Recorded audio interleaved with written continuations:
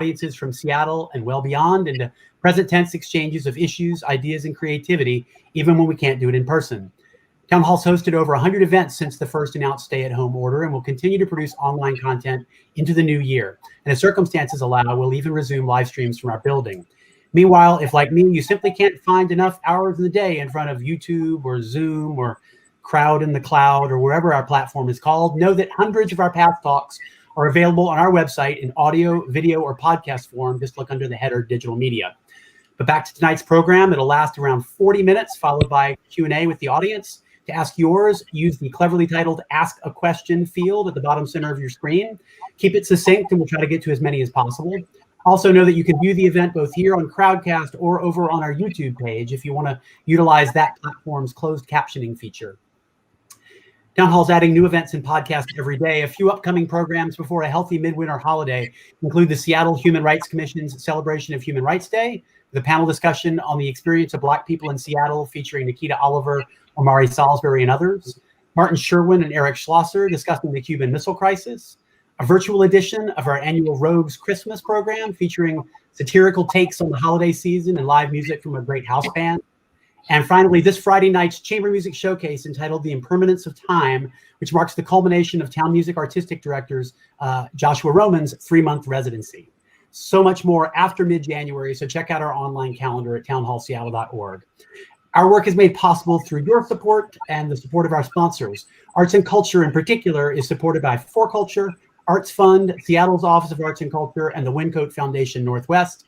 But as most of you know, fundamentally, Town Hall is a member-supported organization, and I want to thank all of our members watching tonight.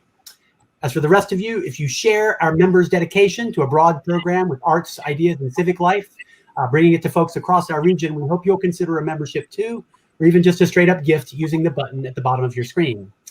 And then I cut a paragraph that unfortunately I need to say, which is that this is also a tough time for booksellers as well. And I know you're going to want to go deeper into tonight's topic. So we hope you'll consider purchasing a copy of the book here tonight from our partners at Third Place Books. If you buy tonight and keep it local, maybe the things that we loved about this place before the plague will be around to delight us on the other side.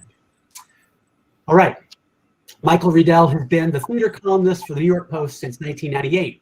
He began his radio career as a regular on Imus in the Morning in 2011. And in 2017, WOR asked him to co-host its morning show with sportscaster Len Berman. It's since become the highest rated morning program in the New York area. But back to his theater life. Michael began his career as managing editor of Theater Week. In 1993, he began writing for the Daily News, and as I mentioned, in 1998, moved his column of news and highly informed speculation to the Post, where he, like the rest of New York theater, remains in a state of suspended animation to this day. Riedel is the author of 2 books. The first, 2015's Razzle Dazzle, The Battle for Broadway, has been described as a no-holds-barred narrative account of the people and the money and the power that reinvented an iconic quarter of New York City. It won the Marfield Prize for Arts Writing in 2015. David Stone is one of Broadway's leading producers, currently represented around the world by productions of Wicked, which won the 2004 Drama Desk Award for Outstanding New Musical, among countless other accolades. Other Broadway productions include War Paint, If Then, Next to Normal, the 25th Annual Putnam County Spelling Bee, and The Boys in the Band, which won a Tony in 2019 for Best Revival of a Play. Stone serves on the boards of the Broadway League and Broadway Cares Equity Fights AIDS, and he also serves on the advisory board of V-Day and Second Stage Theater. I've been in my role at Town Hall now for 16 seasons, but many of you may know that in a past life I worked in theater, and for what it's worth, much of what I know about theater I learned from directing or being directed by or watching or arguing with David. And so it's a sincere pleasure after all these years to have an opportunity to invite him to be a part of the Town Hall program. I love theater, and Seattle loves theater, and it feels like an important moment to revel in great stories about what we miss, to talk about the prospects for renewal on the other side of COVID-19. And so Riedel's book, Singular Sensation, The Triumph of Broadway, out just last month, is the perfect touchstone for this conversation. Please join me in welcoming Michael Riedel and David Stone. Hi, thank you, Ware. It's so good to see you after. Oh, there's Michael's book. Okay, so listen, Michael, I want to talk a little about this book, but give us the sort of elevator pitch, couple of sentences of what Razzle Dazzle's about, and also then what Singular Sensation is about. How are they connected and different? Well, Razzle Dazzle was about a time in the 60s and 70s in New York when the city was falling apart, when Times Square was dangerous. And David, as you know, it was about the guys that we used to know, many of whom are no longer with us, who stuck by Broadway at that time. The Schuberts, Bernie Jacobs, Jerry Schoenfeld, and Jimmy Niederlander. And they kept Broadway together. And they did shows like A Chorus Line and Annie. And then in the 80s, you got, Cameron McIntosh and Andrew Lloyd Webber with Cats, Les Miserables, Phantom, and Miss Saigon, that kind of held the business together and made the business, frankly, very, very rich, very lucrative. But as you know, David, the 90s, and that's when you and I came of age, that was something that changed. And my book, Singular Sensation, is really about that decade where somehow we Americans got hold of Broadway again. And Andrew and Cameron went away. And we created a business that you know about now, that you've done very well in, of theater, which for the first time in many, many years became in the 90s, I think, part of mainstream popular culture in a way that it had never had been since maybe the 40s or the 50s. I mean, the shows that you and I grew up on, that we knew in the 90s, Rent, The Lion King, Chicago, Angels in America, The Producers, those shows in the 90s were as well known, as popular as any movie or television show. I agree. That was a very long elevator ride. But tell me how the it's a tall building. Yeah. So with Razzle Dazzle, you really researched and interviewed a lot of people. That was before our time. And primarily about the 70s. Chorus Line was sort of the centerpiece of it. As Phil Smith said, before Chorus Line opened, there was no money, and after Chorus Line opened, there was nothing but money. Yeah. But anyway, Razzle Dazzle, you researched it, and Singular Sensation, you really experienced this. You were writing about it as it was happening. So one, you were looking back on something, looking at something that you hadn't been there for, right. Except maybe as a child fan, and another as something that you were a part of. How did the writing process, the research process differ for you? Well, the big thing was in Razzle Dazzle, everybody I wrote about was dead, so they couldn't sue. The problem with Singular Sensation is that they're all alive, so I had to be a little bit more careful because they could sue. But I did not want Singular Sensation to be my memoir or a collection of my columns. That's really, that was not my goal. I really wanted to go back and interview the people who did all the shows that I wrote about, but to interview them 20 years after they did them so I could find out all the stuff that I didn't know about. I mean, I thought I knew a lot as a theater columnist. And David, when I started talking to people 20 years later after Rent and Chicago and The Lion King, shows that I covered, they were telling me stuff that they would never have told me in the day. And I knew if I was going to write a book and it was going to be, any good at all, I had to put aside the Michael Riedel, I covered these shows, I can string together my columns, and just think of myself as the reporter I was for Razzle Dazzle, going back and interviewing people and just check my ego, which, was very difficult for me, but check my ego at the door and let them tell the stories as they experience them. Because, look, you and I, we went through Wicked, right, in San Francisco. And you have great stories to tell about Wicked. I piloted in there. I saw it, one night, and that's it. Then I left. And I wrote a little column about it. But it's not the same thing when you guys are living these shows day in and day out. And the thing I try to get across in Singular Sensation, we know Rent's a hit, right? We know The Lion King's a hit. We know Chicago's a hit. But David, as you know, the people who did those shows did not know that they were going to be hits. No. They did not know. And that's what I try to kind of capture in the feel of the book. And I certainly think you did. So when we were talking about this book before you wrote it, Razzle Dazzle was a Cantor song. You were talking about the second book being another Cantor song, maybe Money, Money, Money. And right. Then I think as you got further into the writing of it, you realize that money, and the idea of the explosion of this as a business was really in the 80s, and the British invasion and the Phantom and Cats and Les Mis. Yes, the global rollout for many of these was in the 90s during the period of this book. But to me, this book is about, as you were saying, reclaiming a uniquely American art form and then moving it forward.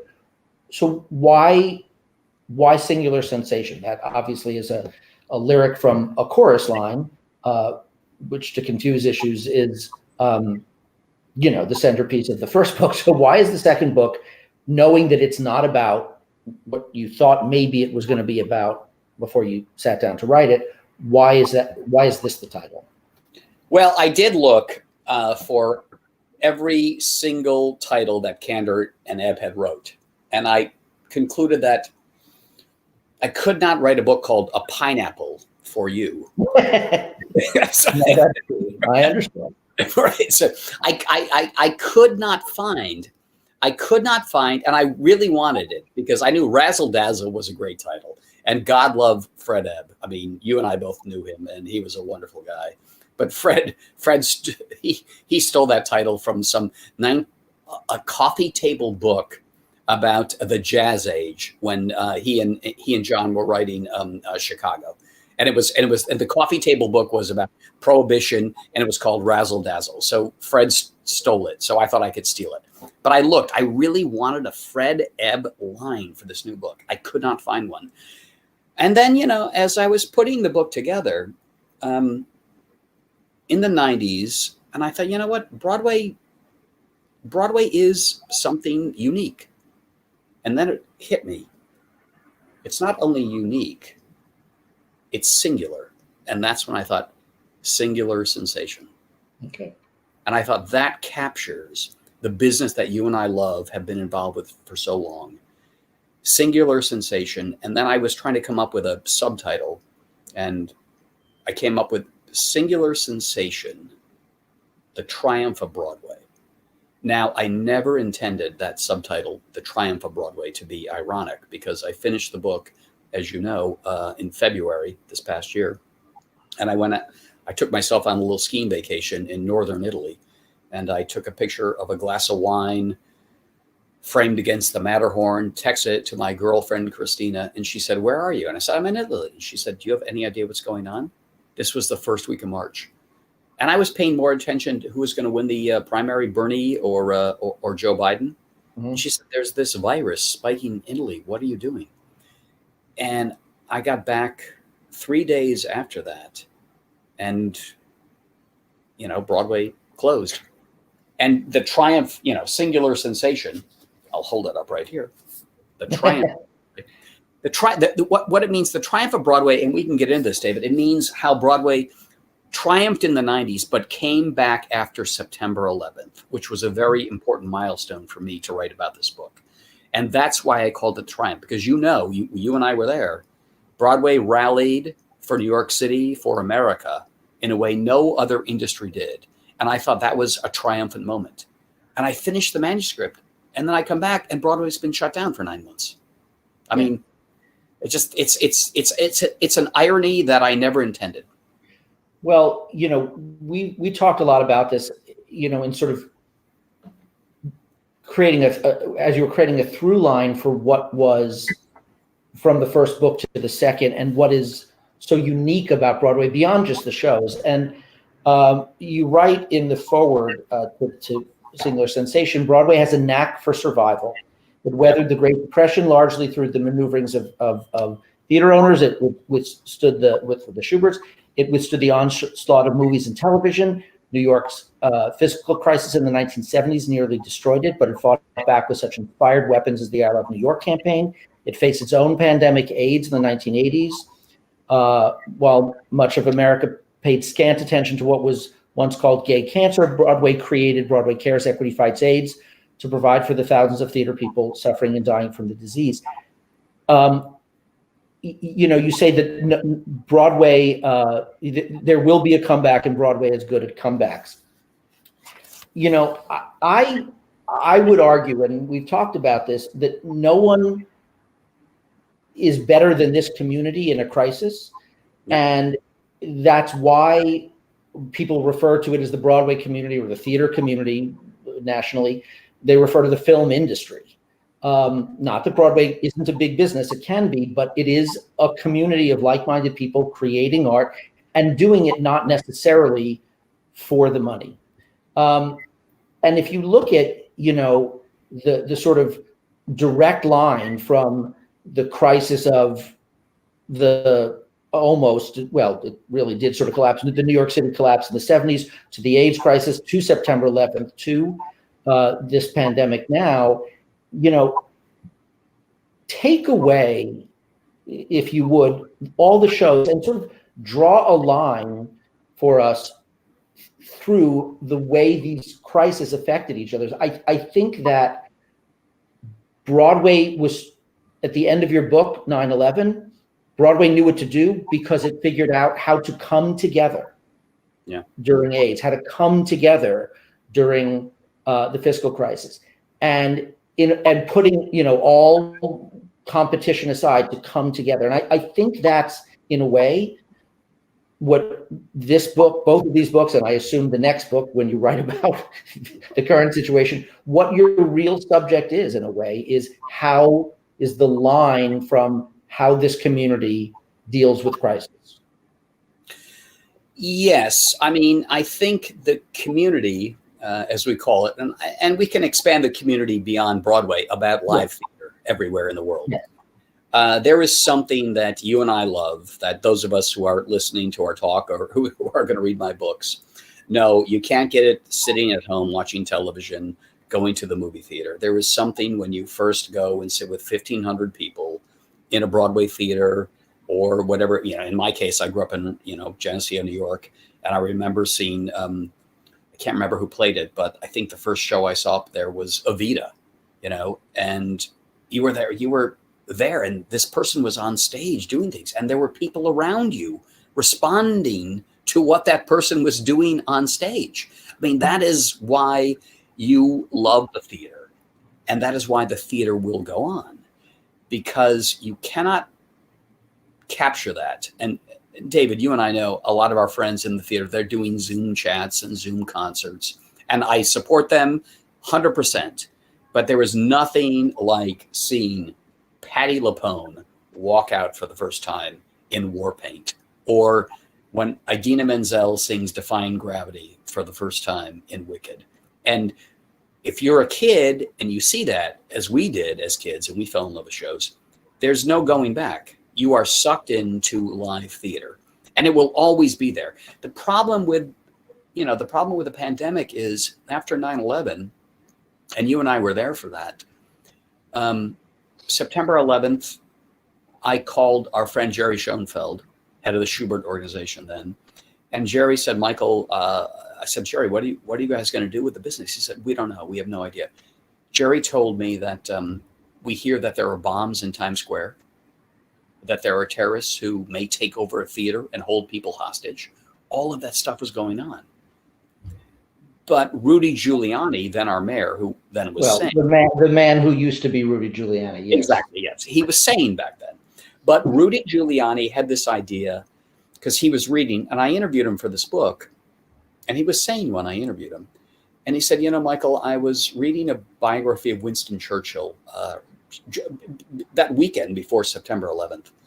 And September 11th hit, and Rudy, that horrific day, he went home to get 1 hour's worth of sleep because he knew that Wednesday the 12th would be horrible too. But he couldn't sleep, so he picked up that Churchill biography, and he read that Winston Churchill said that when the Germans were bombing the crap out of London, Winston Churchill said, the theater, the ballet, the opera, the symphony, the restaurants must go on, because we will not be brought to our knees by our enemies. And Rudy gathered you, and I think you were there for those meetings. He gathered people together and he said, I have to show the world that New York is open for business, that New York will not be brought to its knees. And the best way I can do that is to show the world what New York has that no city has, and that's Broadway. Light the lights of Broadway. And we came together. I mean, I went with Mel Brooks and Anne Bancroft. I went with them to the producers, which was the hottest show back then. And I went and I saw Matthew Broderick and Nathan Lane lead. 500 people maybe came that night to the show, but 500 people did come. And Matthew and Nathan, they led everybody singing God Bless America. And the problem with this goddamn pandemic is that after September 11th, we wanted to be together. But now we have this disease where we can't be together. And that's the problem for the theater business. But it's a temporary problem. And obviously, when we can all be back together, I think it's going to be very, very exciting. And I don't think it's going to all come back in the first day. But I think, the Roaring '20s followed the Spanish flu. And I do imagine that people are going to want to be together at concerts, at theater, at the ballet, at restaurants. People want to be back together. And if that's what they've been denied for, 15, 18 months, it's going to be very exciting when it comes back. And people, everyone is working very hard in the back to make sure that it comes back healthy and well, in the same way that they did after 9/11, in the same way that they were so inventive, with the AIDS crisis, with the fiscal crisis in the city in the 70s. And for those people who haven't read the first book, Razzle Dazzle, I would say that the idea that Broadway is central to New York's survival is really a very big part of that first book, and is going to be a very big part of what's going to happen now. There is no recovery of New York State without the city. There is no recovery of New York City without Broadway. It's the central tourist attraction in the city. And of course, what we've learned in these last 30 years is that the touring industry is even bigger, bigger than it ever was before, and bigger even than Broadway itself is. So it all works together, and I'm very confident. But David, we know how to do this. Right. But the thing though I want to get across to my books, Razzle Dazzle and hold on. Yes, hold it on. Singular sensation is listen, I'm a cynic. You and I both have been knocking around this business for a long time, but fundamentally, I never think the arts get their due for how they save cities, how they saved inner cities, how they reinvent places. People talk about sports. Oh, let's get a sports franchise. Let's build a stadium. And yet, I mean, you're the producer of Wicked. I mean, how much money has Wicked generated into every city across America? And who's an artist? Who's an artist? The economic impact of these shows as they go into the cities, what it does to the downtown core is, I mean, it's calculable, but it's an enormous impact, which is why in the 90s, so many of these performing arts centers were made, why so many old theaters were renovated to fit Phantom of the Opera and then others. But it is central to the culture in a way. And you talk. The very last sentence of the book is Broadway is in the midst of its new golden age, and I probably starting with Rent going forward. Although some great things in the 90s before Rent, but that sort of is the marker for what is a new American Broadway golden age. I mean, I feel that way. We lived it. But why do you feel that it's a golden age? If you look at what has historically been thought of as the golden age of Broadway, was 1943 with Oklahoma to 1964 with Fiddler on the Roof or Hello Dolly. That period of time as the golden age. Who would have thought there would be a second one? There was in television. You had the 50s, and then again, the premium golden age from The Sopranos to now. But why would Broadway, so late in the game relatively, have this artistic golden age again? I mean, I would have to say it really, if you want to really boil it down, it has to be Jonathan Larson. And you knew him. I never knew him. I never met him, but you knew him. You met him. I really do believe, as I research this book, because, I'm trying to find the shifts in time for the history of our business. And, the 80s, Andrew Lloyd Webber, Cameron McIntosh. Into the 90s, you had Sunset Boulevard, which was, riven with scandal. And we can get into the Patti LuPone feud with Andrew if you want to. But there was something I felt, I don't know if you felt it at the time, David, but I remember going to the opening night of Sunset Boulevard, and I felt it was heavy. Yeah. That whole world of, Phantom, the Chandelier, Les Miserables, the Barricade, everything felt heavy. It just felt heavy and also felt remote, not connected to people who were our age at the time. And as I researched this book, I talked to Julie Larson, Jonathan Larson's sister, and Al Larson, John's dad. And they told me what many people had told me, that Jonathan loved the theater, but he thought it was unengaged with his generation, with our generation. And he was on some kind of weird mission to make musical theater relevant again to people who back then were our age, because we had been in our early 30s, I think, back then. And Jonathan wanted to do that. And Jonathan loved Stephen Sondheim. And by the way, he did not dismiss Andrew Lloyd Webber. He fell in love with musicals because of Jesus Christ Superstar. But he liked Billy Joel and Bruce Springsteen. He liked a whole kind of music that was not being heard on Broadway. And he also was living in New York in the early 90s, as we were, when things were getting tough for a lot of people like Jonathan. They were struggling artists. Gentrification was happening. They could not afford their apartments anymore. Their rent was going up. That's why it was called Rent. And also, people were dying of AIDS. People were sick. And Jonathan thought, the Broadway I'm seeing has no connection to what I'm living. And somehow he wrote that show. But we got to give credit to Giacomo Puccini, was based on La Boheme. But like all artists, it's always a struggle. It is always a struggle. And I think when you look at Rent now, you see that it's about the struggle of young people who dream something that they are trying so hard to achieve. Some will get it and some won't. But that struggle is still relevant to anybody who wants to sing a song, write a play, write a novel.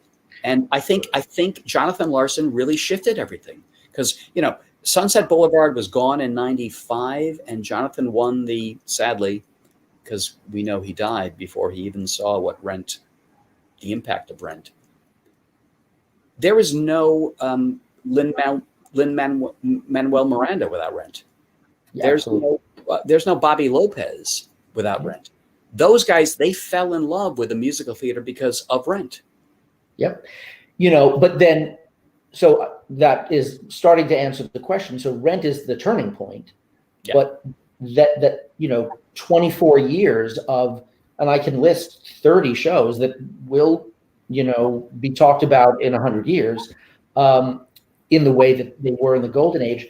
The fact that he generated more people being interested in this, the AIDS had knocked out so many possible people that could be writing the great musicals, that no wonder. And the 80s still had, Sunday in the Park and Dreamgirls and La Cage and, great shows that weren't just British, but that he inspired people. He inspired a new generation, because we had a gap of people who we lost to AIDS. Well, you say Dreamgirls, but Michael Bennett did it, and he died of AIDS after he did it. And Jerry Herman did La Cage aux Folles, and I love those shows. But Jerry got AIDS too. Jerry lived; he survived, but he got AIDS and he withdrew. So there was this another show. There was this gap, and it was filled. And listen, Andrew Lloyd Webber is a dear friend of mine. And I tell you, his music will stand up against all of them. I mean, Jesus Christ Superstar, those notes, Jesus Christ Superstar. I mean, they draw you right in. And you and I probably complained about those shows, but I've kind of gone back and looked at those shows. I mean, Andrew's music is gorgeous. And Sunset Boulevard, even though I write in my book, like, hold it up again, Michael. Singular sensation, and I open it with Sunset Boulevard and all the scandals there. But I will tell you that as complicated as that show was, two great musical theater score songs are As If We Never Said Goodbye and With One Look. I mean, you know, David, well, you work with Stephen Schwartz, and Stephen knows this. You have to have muscularity in that melody and in that lyric to bring you in and grab you in. And that's what Andrew understood, and that's what Cameron understood in the 80s. But it's also what Jonathan Larson understood when he wrote 525,600 minutes. Same, though they're all connected. See, and what you get from watching this interview is that you actually get some of Michael singing, which you don't get. Thank you. Very few people, I think, write about real life people as vividly as you do. And what's interesting to me, in the first book, there are lots of heroes and heroines and a protagonist or two like Michael Bennett and Bernie Jacobs. In the second book, there's all of that, heroes and heroines and Julie Taymor and, you know, protagonists, but there's also a villain, which you didn't really have in the first book. Right. You treat this villain pretty well, but after, you know, there are all these characters that you've made or explained, but Garth Drabinsky is the only person who's actually corrupt and by the way, a felon. How did the idea of having an actual villain to, you know, sort of play against make the book different and the writing of the book different? Were you writing it sort of in opposition to Garth and the money and the dishonesty and all of that, or were you simply just that was the next step in the story, or was it all sort of going toward that in a way? It's a good question. I think, though, as I was putting the book together, and I knew I wanted to begin in the beginning of the 90s, and I knew I wanted to end on September 11th and how Broadway came back, I thought, all right, what happened in that decade? And I thought a lot of great shows happened. You know, Angels in America, Edward Albee came back with Three Tall Women. We had The Lion King, The Triumph of Disney there. And I thought, well, this is going to be really boring if every story is just, oh, here's a hit, here's a hit, here's a hit. And then it occurred to me, Garth Drabinsky, who I'd kind of forgotten about. But Garth loomed large in our lives back in those days. Mm-hmm. And I thought, this is a man who created this empire live at. Explain a little bit about Garth to maybe some people who haven't yet read the book. So Garth Drabinsky, born in Toronto, at 6 years old, he was stricken with polio, and he had a left foot that was basically a club that he dragged around him for his entire life. And in some ways that drove him to achieve what he did achieve. And Garth Drabinsky was not a theater person in the beginning. He was a movie person. He created Cineplex Odeon. Garth Drabinsky invented the multiplex. Remember, David, when we were kids, you went to one theater. But Garth said, well, why don't we put 7 theaters in one place? And you can see all the different movies. Garth did that. He built that empire. But he always kept expanding and expanding and building and building. And he always took on debt.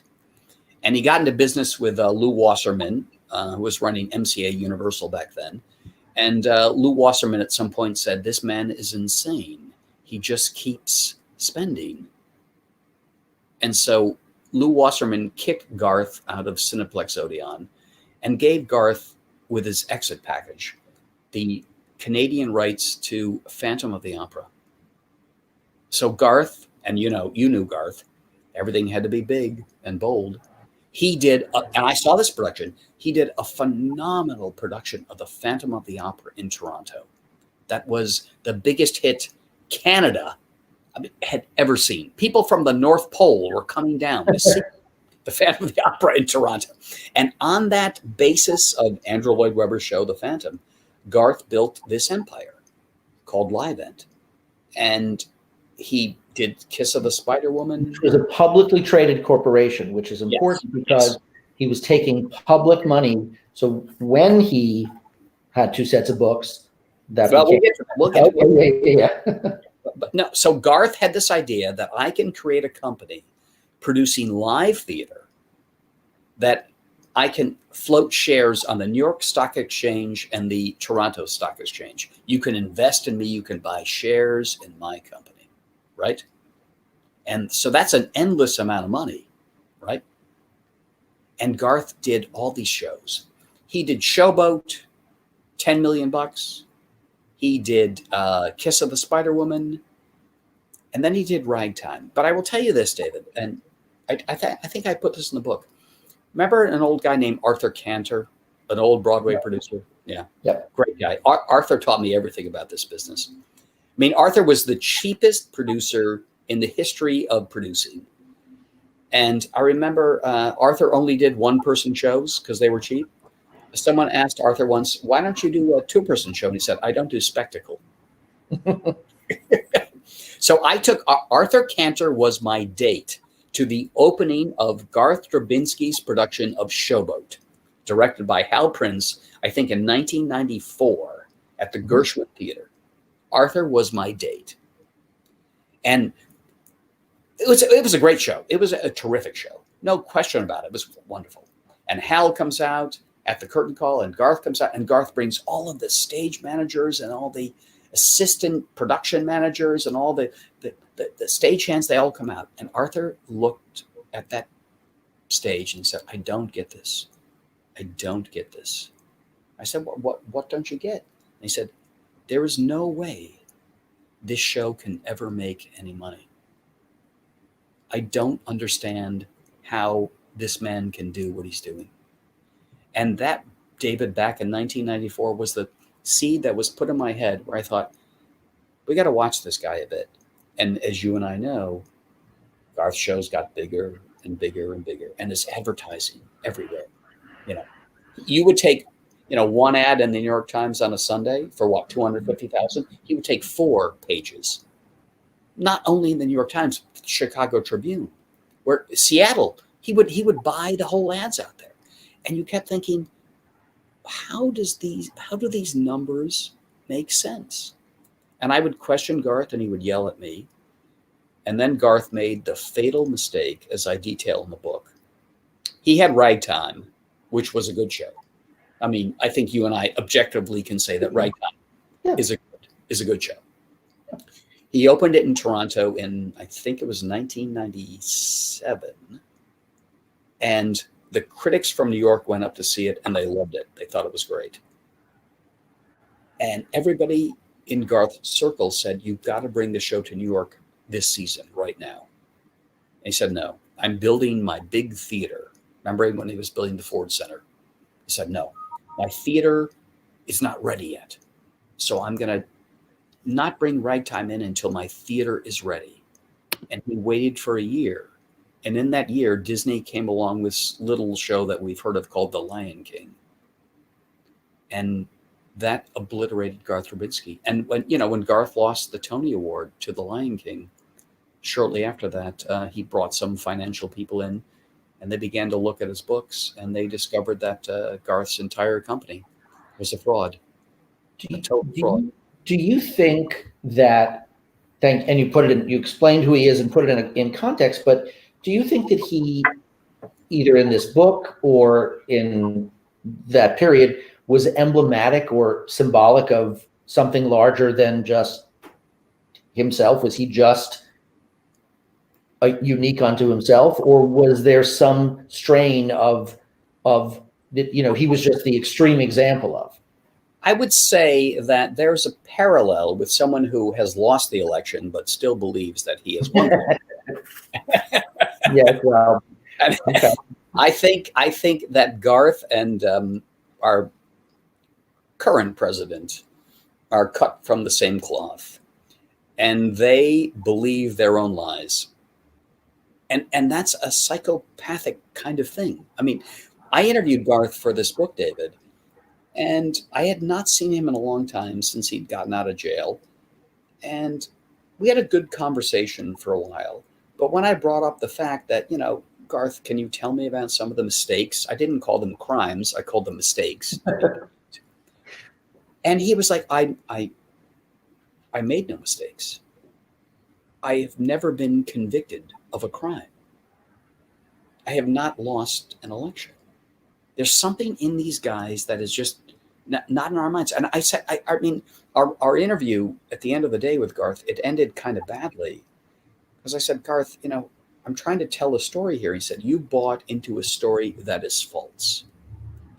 And I said, Garth, the story I bought into that's false is the one that sent you to jail. And I think, Donald Trump is like, you bought into a story that's the one that's going to get you out of the White House. And, but these guys, they believe the lies. They believe they're in a different world that you and I don't live in. Yeah. Well, look, I mean, it certainly made an already juicy book even juicier to those of us who were there for it. But it's also just, as you said, it's great storytelling. And so we're gonna take questions from the audience now. But I hope you'll get this book if you haven't already. But my best recommendation is to get both books and read them in sequence, because I think what Michael is doing is really creating a very sharp and insightful history of a central part of American culture. And if you look at these two books and what I hope will be a third, you're going to see how this really works from the inside in a way that people don't really talk about. We don't all trust people as much as we trust you, and usually, we used to be burned by that, but now I think you're telling the stories right.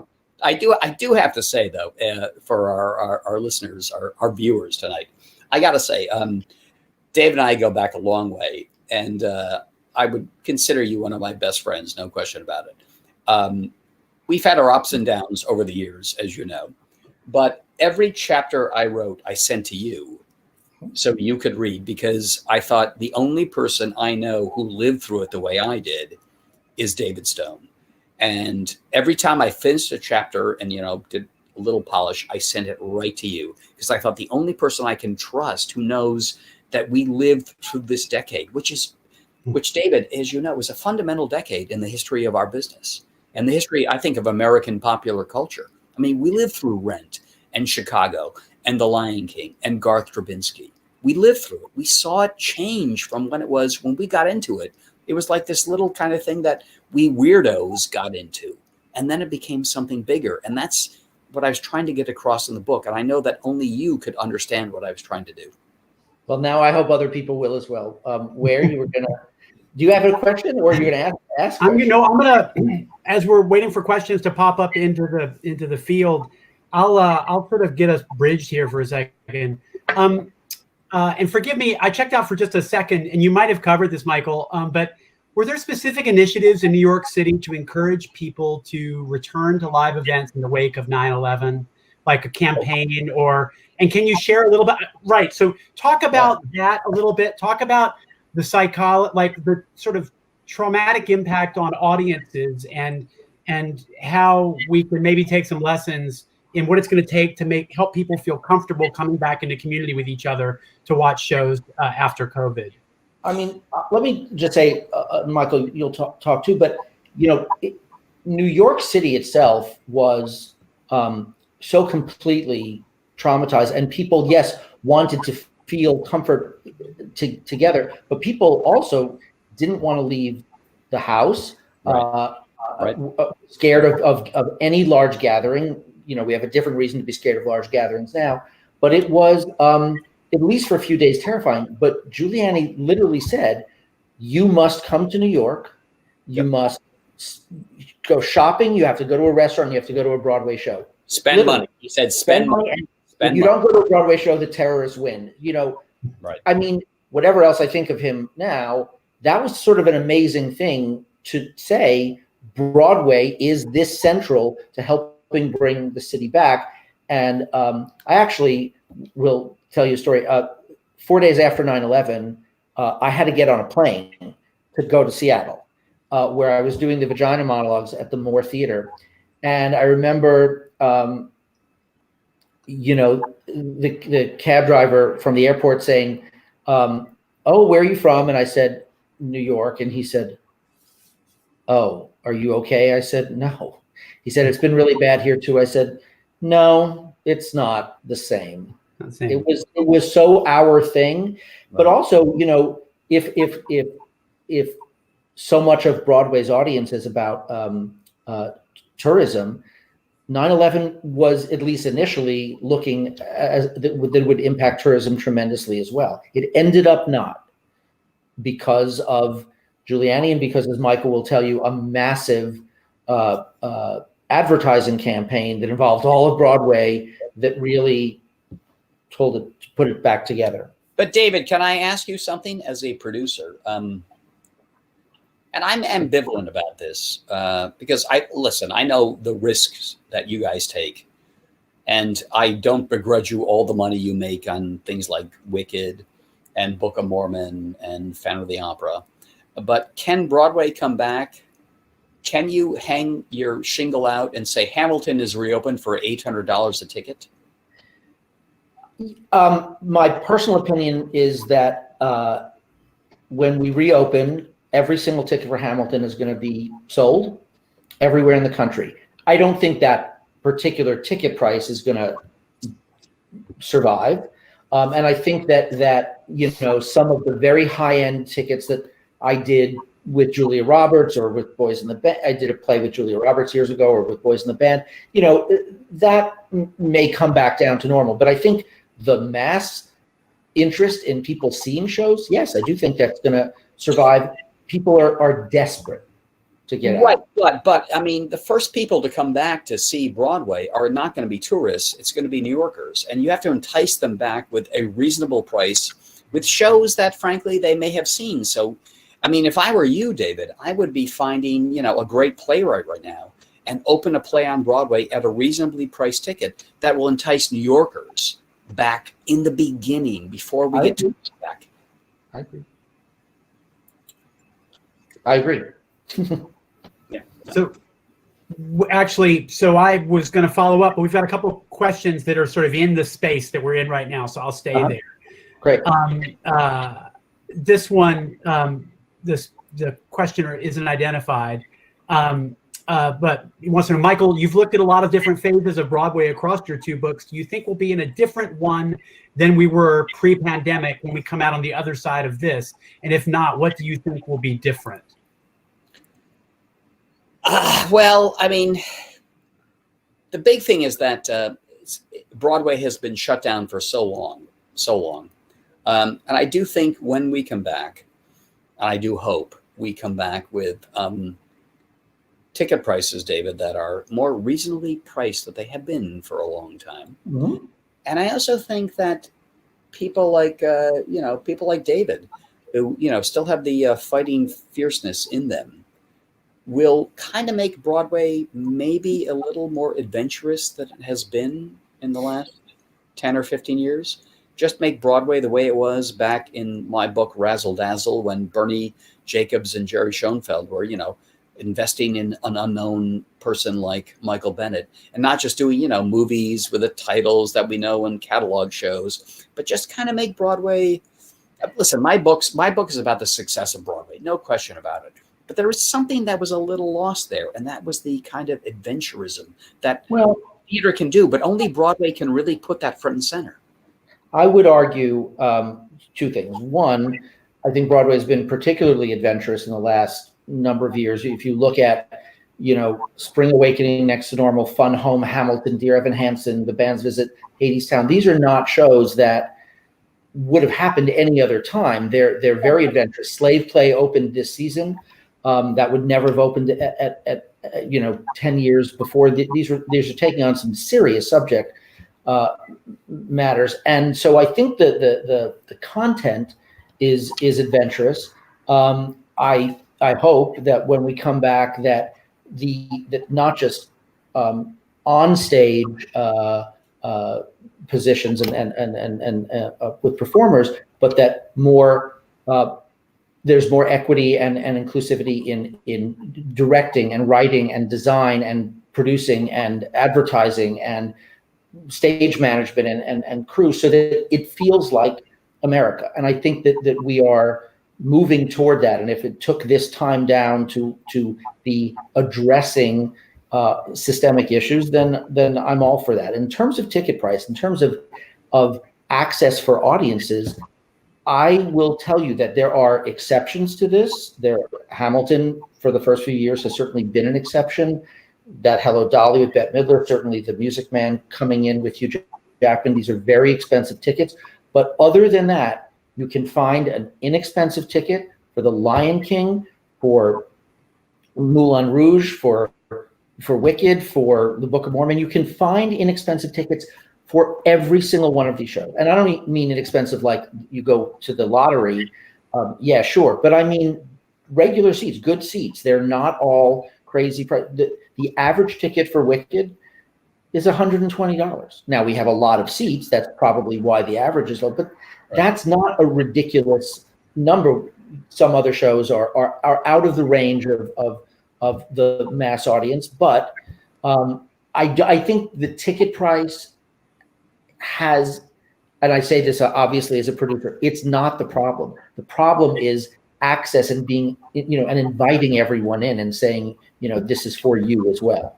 Right. But David, my only, parry to that is that you can have, and I agree with you, there are reasonably priced tickets for many shows, but once something like a Hamilton says, we're charging $1,000, that becomes the headline in the newspaper. And it gives the impression that Broadway is out of the reach of so many people. And that's a bad thing for your business. I agree. Next. I went. So I love Sierra builds on this by asking, I'm paraphrasing, but wants to know if we think there will be a high volume of when Broadway re-engages. Do we expect a substantial volume of shows initially? Will there be a lot to come to? And I'm just going to build a follow-on to that too. To Michael's sort of point before about content, David, can you talk a little bit about, do you think this time, have you spoken with your colleagues, other producers, to get a sense of what this time might bring, like what people are thinking about, proposing? Like, will it mark a change in the kinds of things that we'll see in Broadway on the other side? Oh, yes, I'm sure it will. But the shows, it's always going to be a long lag. The shows that are getting written now, that people are thinking about now, how this is affecting lives, are going to be X years from now until they get on. As with, I guess maybe there are some TV shows that can happen fast. They throw them on Zoom and put them and broadcast them. But theater it's a long development process. And part of the reason it's so long is because there are a limited number of at least Broadway theaters. There are 41, and there are not going to be any more. When we come back, every theater will be filled. That is a mistake. We should be coming back, a few shows and then a few more, and sort of and I don't mean they're all going to open on the same night. That's not going to happen. But I mean, we should work up to 300,000 patrons a week by having 6 or 7 shows open and we can certainly sell 60 or 70,000 tickets a week.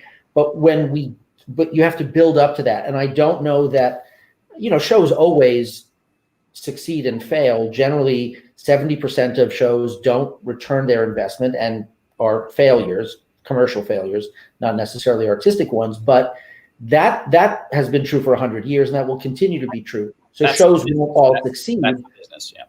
But there's going to be a lot of carnage by too many shows thinking that they can come back in the wake of this. It's easy for me to say this. I have Wicked, but I'm hoping, I don't want just a few shows to survive. I want the whole business to come back healthy. It does no good for Broadway to look bad. It makes the city's recovery look bad too. So we want to try to support as much as we can, knowing that they're not all going to work. But I if it were up to me and I could wave a magic wand, I would not I would hope that there are not, at least initially, all the theaters full and to work to that place. But David, you're in a very good position. I mean, you have an anchor, Wicked. And also, I know you have taken many risks. I mean, how many people would have produced something called the Vagina Monologues?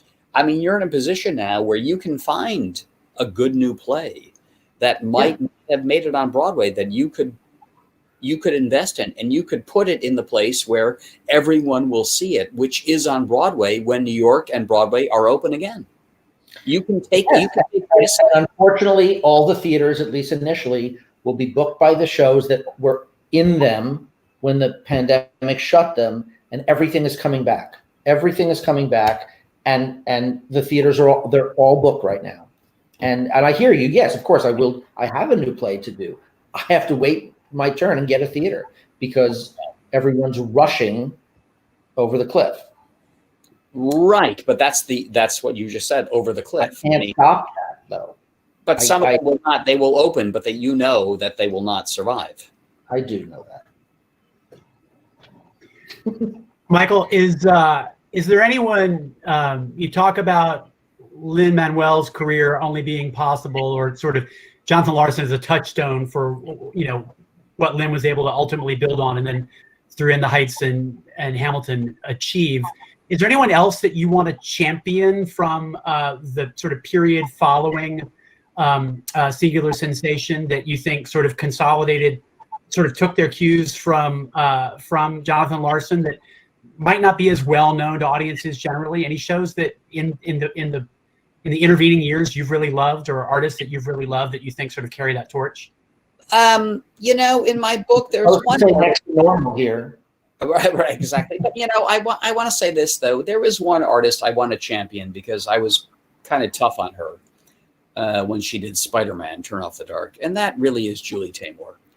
And I do think, I hope I write this well in the book, when Disney took a chance on Julie Taymor, who was an avant-garde director. And, David, I think you and I may have seen Juan de Rian, a Carnival Mass, as we used to call it. And it was like 3 hours at Lincoln Center. And it was kind of weird, but arresting and interesting. And I do try to show in this book that when a big corporation, and Disney was the corporation that we were all scared about. David, I went to the opening of Beauty and the Beast, and let's be frank, Beauty and the Beast sucked. I would never want to sit through that piece of crap again. And we were all like, this is the end of the theater as we know and love it, right? That's how we felt, right? This big corporation is stampeding onto our turf. And Michael Eisner, he made a crucial decision. And he said, you know what? We got knocked around for Beauty and the Beast by the critics. So if we're going to do another show, and I think we're going to do The Lion King, we have to do it in a different way. And, he went to his guys, Tom Schumacher and Peter Schneider, and he said, do something different. And this is the key, Peter Schneider and Tom Schumacher, they were not Hollywood people. They were not movie people. They were theater people. They came from, Peter came from off-Broadway here in New York. Tom came from, theater festivals with puppetry. And they kind of knew Julie Taymor. And they said, okay, if we got Michael Eisner's money to play around with, let's hire an artist. And they hired Julie Taymor. And as I show in the book, Singular Sensation, The Triumph of Broadway, they were not sure what they hired. And there was a presentation that Julie Taymor did for Michael Eisner where he said, this sucks. We're done with this. Get rid of it. But Peter Schneider and Tom Schumacher said, you know what, Julie, we failed you for this first time in front of Michael. We have to get your puppetry, what you do, your artistry back in front of him again. Let's have one more go around. And Michael Eisner, to his credit, a big corporate executive, he saw now Julie's vision for the show as it was properly lit, properly staged. And Michael Eisner said, and this, I think, David, is the key to everything that you guys do in the business. He said, you know what? The bigger the risk, the bigger the reward. And he went full on in with Julie Taymor and The Lion King. And I think before the pandemic, the worldwide gross of The Lion King is at $9 billion. Yes, and I will say that their hiring and support of Julie Taymor is the single best producing decision I've seen in my career. Yeah, but it goes back though to, I mean, here's the thing, David, you and I talk about this all the time. Everything you think on paper is going to be a gigantic big hit usually is a flop. It's the unexpected thing. It's like Stephen Schwartz. I talked to Stephen on my radio show earlier, and he said he was at a dinner party, and some woman said, "I read this great book, and it's about how the Wicked Witch is really good." And he was like, "Boom, the lights went off." That's it. You can't. Some of it's about execution too, because there are people like the person sitting here talking to us right now who told me to close that show out of town in San Francisco and not bring it to New York. So it is about sticking with something and making it, the show that it is. So I will tell this story because I love the story because I love David to death. So David and I are friends. I go out to see Wicked in San Francisco, and frankly, and I think we can say now, all the success. It was kind of a mess out there, and I really didn't care for it. And I told David, we had a drink, I think, after the preview I saw. Mm-hmm. And I said, David, I don't know what you do. You shut it down in San Francisco and give as much money back as you can to your investors, and they'll be with you for the next one. And then, 15, 16 years later, and Wicked, we know what it is. I remember, David, I think you bought a nice big house in Connecticut, and you invited me to see it. And you gave me a tour. It took a whole day to see the house. And then we got to the kitchen, and you said, "And this is the house I would not have had I listened to you and closed Wicked in San Francisco." Yes, there you go. Okay, so what other questions or we're at? I've got one more that I want to finish on. So let's share with us as you went back to do the research for the book, Michael. Share with us something that, as you dug back deep, maybe something you'd forgotten about that decade. With all these years of distance, and sort of as you dove back in, something that brought you a lot of joy, something that it was a pleasure to be reminded of from that time. It's a good question. You know what? I think that brought me a lot of joy was when the producers opened, I think, May 2001. Mm-hmm. And David, you remember it was the hottest show in town. And back in those days, I was out at every restaurant every night. Joe Allen, Angus McIndoe, Orso. And what brought me a lot of joy thinking about that time was seeing Mel Brooks walking into restaurants after the producers had opened, and everybody would stand up and just give him a standing ovation. And Mel would go to each table, and he would do a little bit of shtick. Every table that stood for him, Joe Allen or Orso, Mel would do a shtick. And Anne Bancroft, his wife, she'd go sit at their table. And I remember this vividly, she would allow Mel to bask in the glow of the happiness of a Triumph on Broadway. And she would allow him to do it for about 10 minutes. And then she'd say, "Mel, eat." And he'd go right back to the table and sit.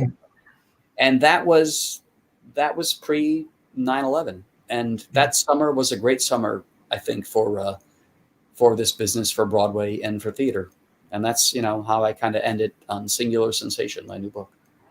So I think that getting to the other side of this pandemic, it's going to be incumbent on us all to understand that many things are not going to be the way they were before ever again, but that we want to try to retain the kinds of pleasures and the kinds of joy that we've been able to feel, and especially at live theater, and to remember moments like that and to work again towards that is one of the things that keeps me going in this time. So thank you for sharing that story. And thank you both tonight for sharing the things that you know and the things that you're passionate about and your friendship and the mistakes that you made, the terrible, terrible investment advice, Michael. Just thank you for your David's my retirement plan. Trust me. Okay, now we know. Now we know. One more time, just so he doesn't have to. The book is called Singular Sensation, and it's available tonight through Third Place Books and other places too. It's a great read, as much fun, I think, even more so than it was to hear the two of you talk tonight. David, Michael, thank you for this, and everyone in Seattle and beyond. Tell your friends about what you've heard tonight so they can catch it too, and we'll see you again soon at Town